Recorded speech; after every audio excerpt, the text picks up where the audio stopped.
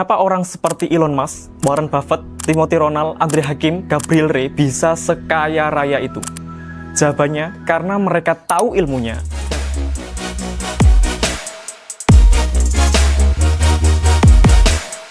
Assalamualaikum warahmatullahi wabarakatuh. Selamat datang di channel YouTube-nya Santri Trend. Selamat menyaksikan sesi Book Talk bersama saya, Ahmad Asrori Albishri.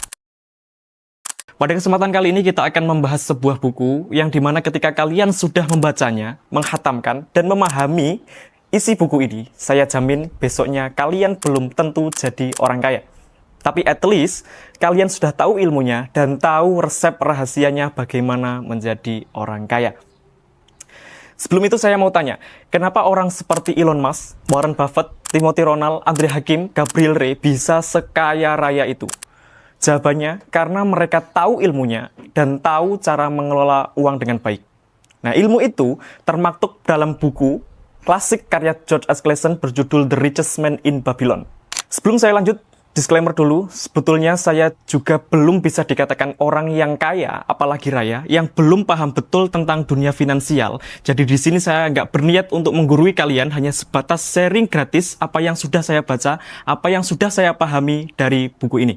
Oke, problem kita selama ini bukan dari seberapa keras kita bekerja, tapi dari seberapa sering dompet kita bocor. Kita sering lupa hukum alam yang dibilang Arkad, tokoh utama dalam novel ini, orang terkaya di Babilonia. Dia bilang, kekayaan itu seperti pohon yang tumbuh dari benih yang kecil. Jika benihnya saja kamu makan, seperti beli iPhone, beli baju, beli sepatu, beli mobil, dan lain sebagainya, maka bagaimana pohon ini bisa tumbuh?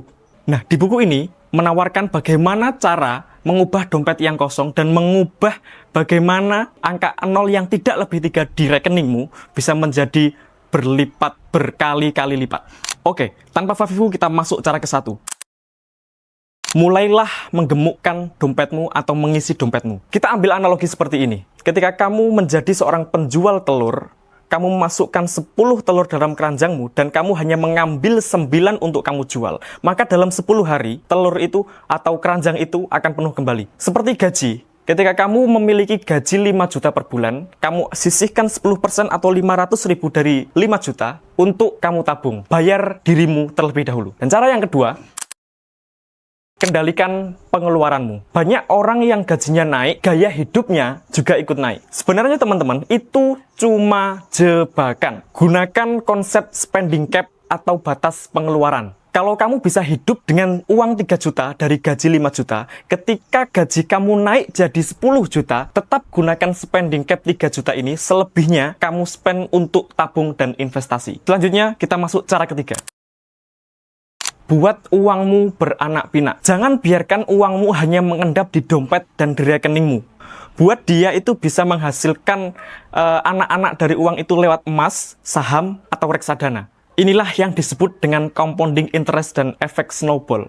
Kalian bisa searching sendiri apa itu compounding interest dan efek snowball. Dan cara yang keempat, jaga hartamu dari kerugian. Hati-hati dengan tawaran atau janji-janji manis investasi tanpa resiko yang menghasilkan untung-untung besar. Kalau tawaran itu terasa indah untuk jadi kenyataan, ingat, too good to be true.